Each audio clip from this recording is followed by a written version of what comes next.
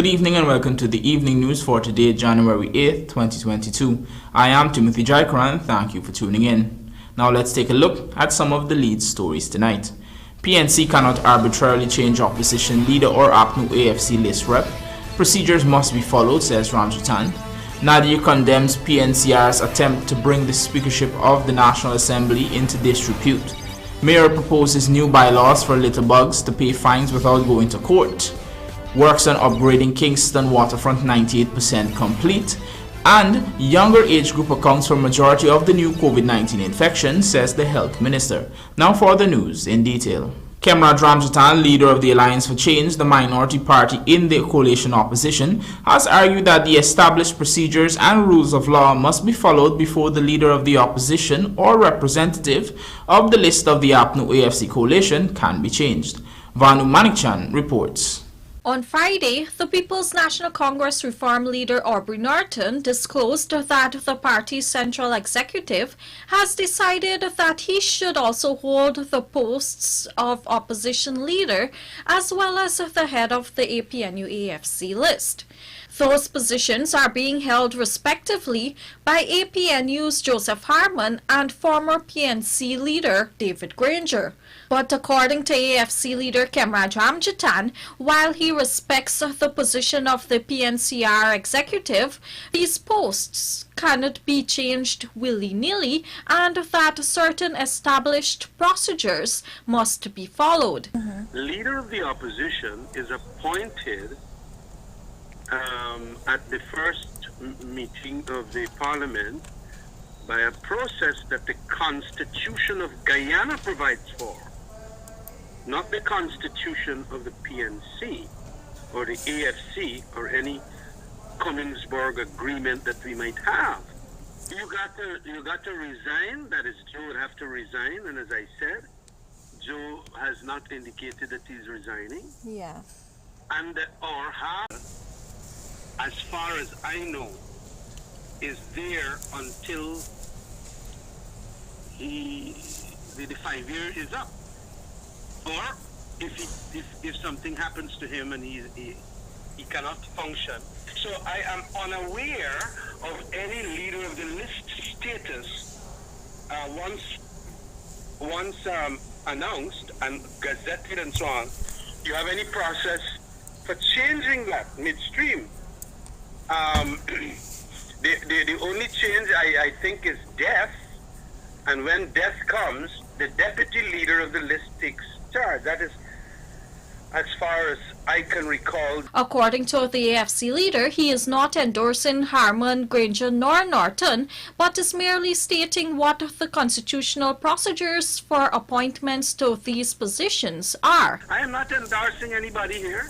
I want to endorse the constitutionalism and the rule of law, which we must all adhere to, notwithstanding whosoever might be the personalities involved. And it is important that the procedures of the Constitution be understood. Moreover, RAMJATTAN warned of consequences that would follow if these positions are changed now. He explained that it could cause implosion within the PNCR, which is the leading party in the APNU faction of the coalition, when or if its leadership changes in the future. Already, the APNU, which comprises of several parties, in a statement on Friday said it has no reason to question the abilities of Harmon and Granger in their current posts, while also noting its willingness to work with Norton as the new PNCR leader. Reporting for the Evening News, Vanu Manikchan. Speaker of the National Assembly, NADIR, has called out the People's National Congress Reform for attempting to bring his speakership into disrepute. In this report, you will hear that NADIR believes the party's utterance is an attempt to justify the unparliamentary behavior of the APNU+AFC members of parliament last week. Here is Vanu Manikchan again with the details.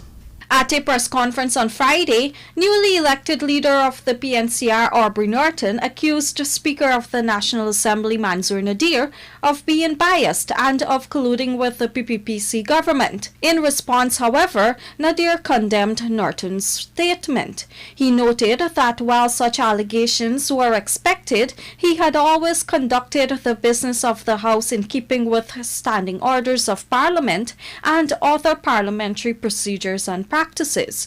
NADIR said, quote, "It is my duty as Speaker of the National Assembly to ensure that the business of the National Assembly is conducted in a fair, transparent, and orderly manner, and this I will do until the end of my tenure." End quote.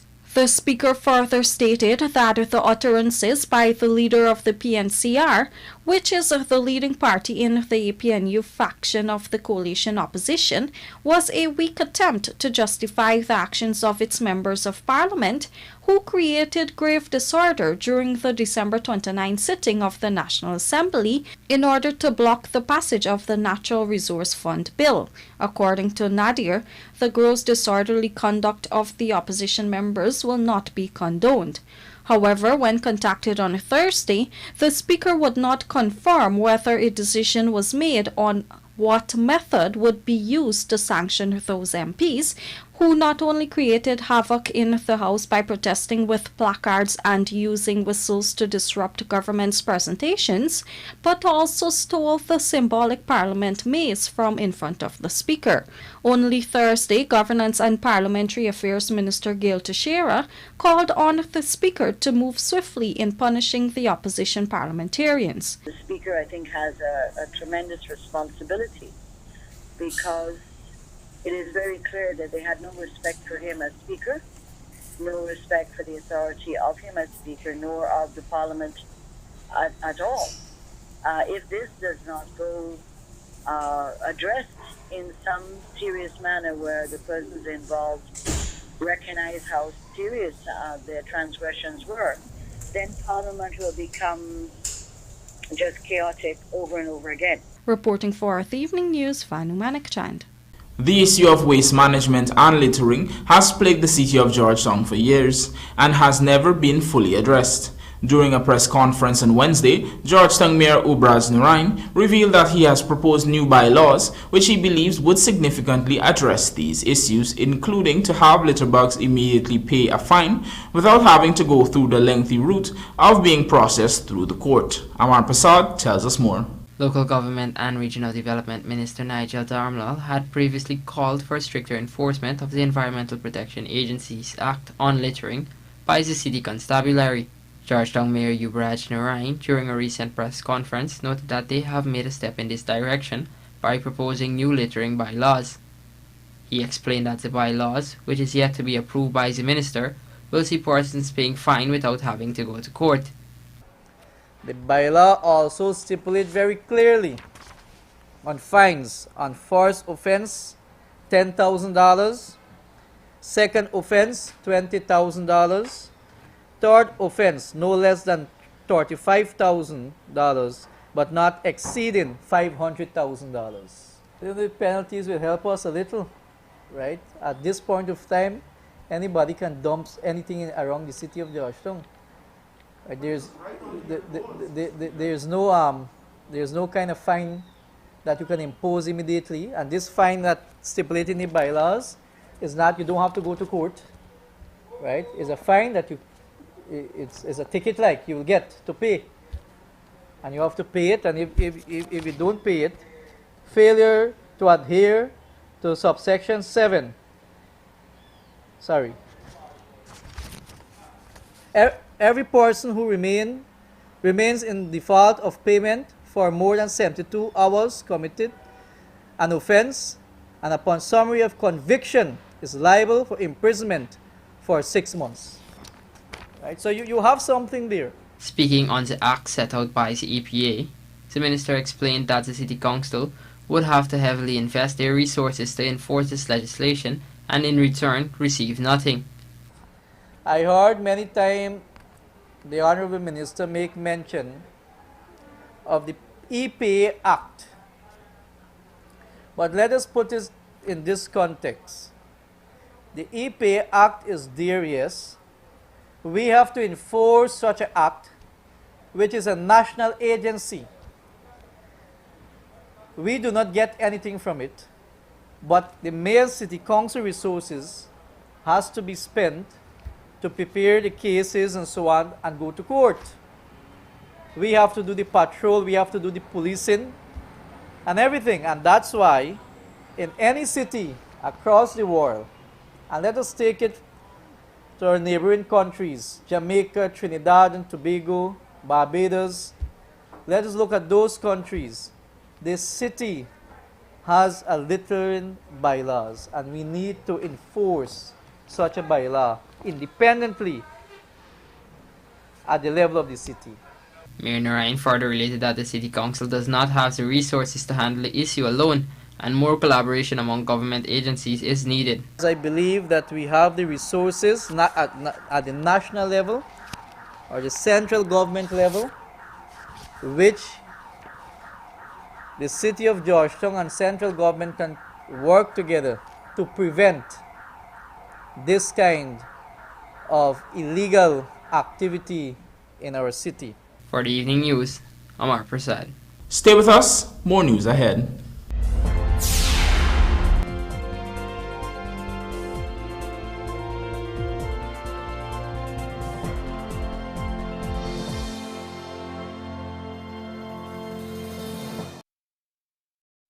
Looking to bring your dream home to reality or simply taking on a home improvement project? Then National Hardware Limited is where you should start.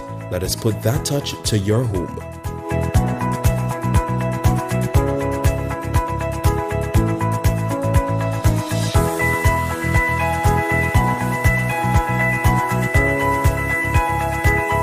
Choose from over 1,000 Berger Paint original hues for any surface.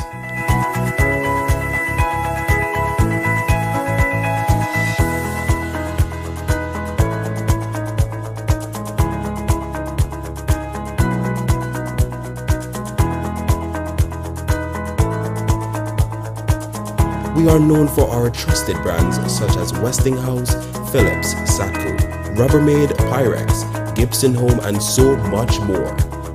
National Hardware Limited, your do-it-best store, located in downtown Georgetown and industrial site Rijnveld.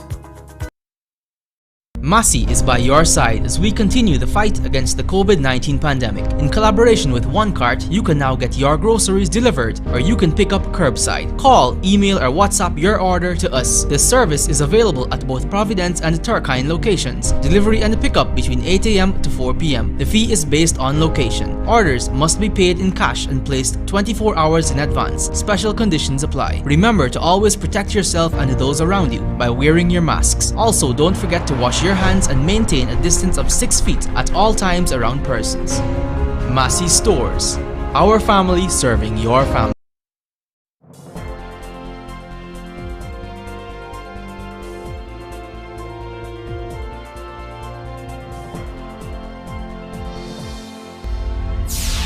Welcome back. You're watching the evening news.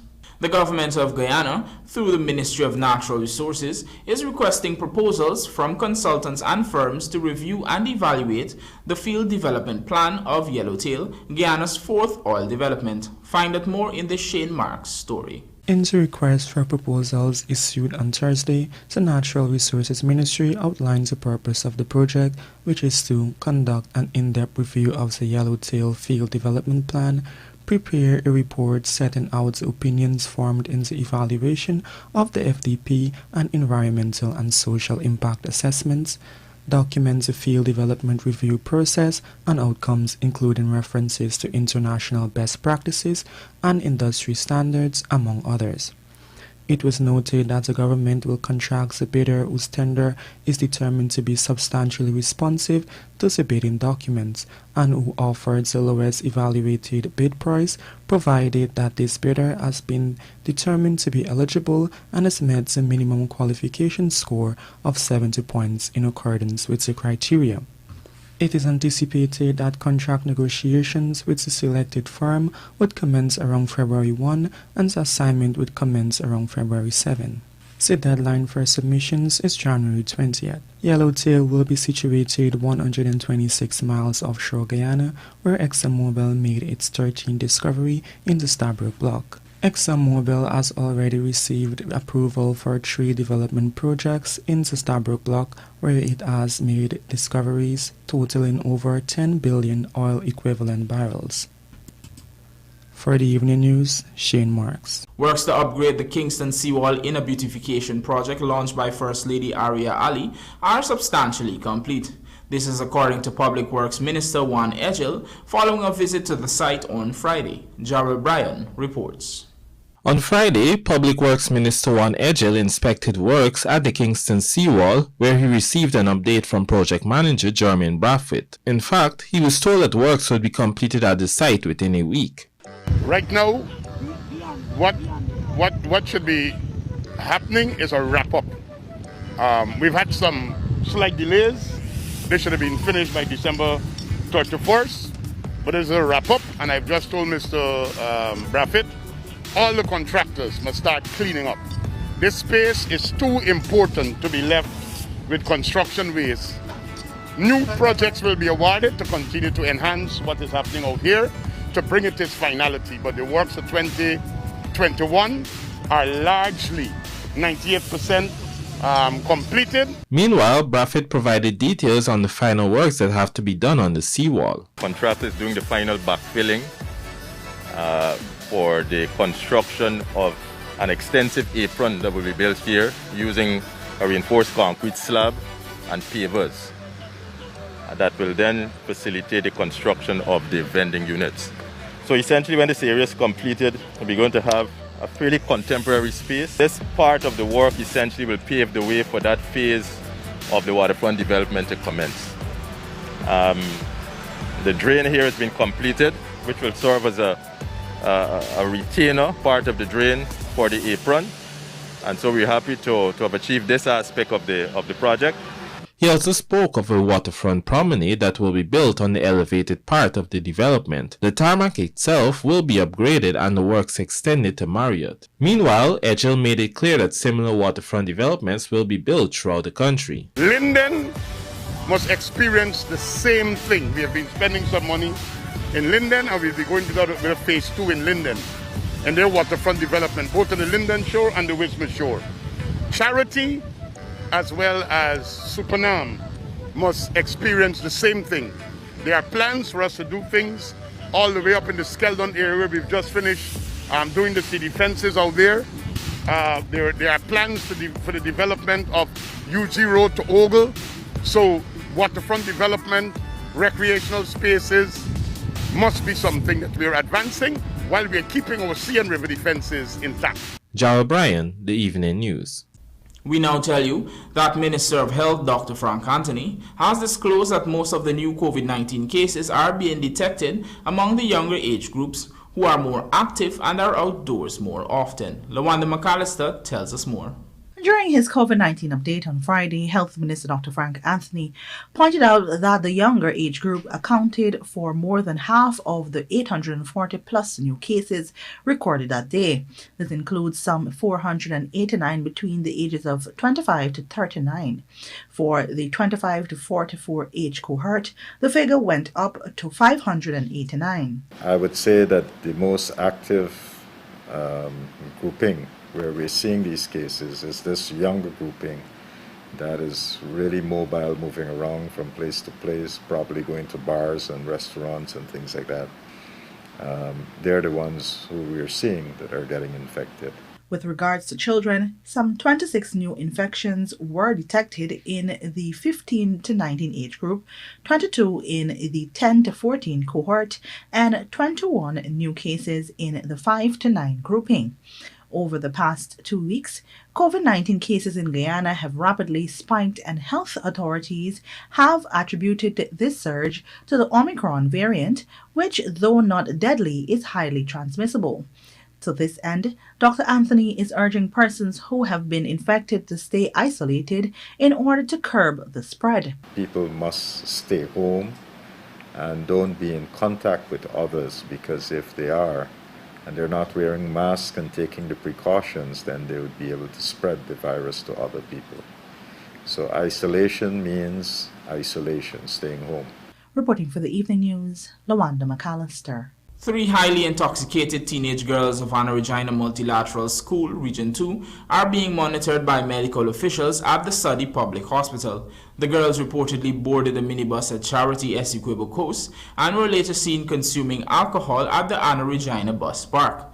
They were reportedly picked up by officials of the welfare department and taken to the hospital, where 2 of them remain in an unconscious state. When contacted, Divisional Commander Denise Griffith explained that she deployed a rank to the medical facility to gather information. Up to late Friday evening, the police were hunting for the minibus driver and another male, purportedly the conductor. Griffith explained that the 3 young girls were consuming the liquor in the minibus. She further stated that their parents were already contacted by the welfare department. They were also questioned by the police. She is hoping that after the girls regain consciousness, the police can get more information. And now for a look at the bridge reports. The Demerara Harbour Bridge is scheduled to be closed on Sunday, January 9th at 10 hours for a period of 1.5 hours. Meanwhile, the Berbice River Bridge is scheduled to be closed on Sunday, January 9th at 9 hours 15 for a period of 1.5 hours. Paul set sights on return to first-class cricket, and West Indies team and practice commences as Under-19 World Cup gets underway. Details of these stories in the Sportscast sponsored by Macorp coming up on the other side of the break.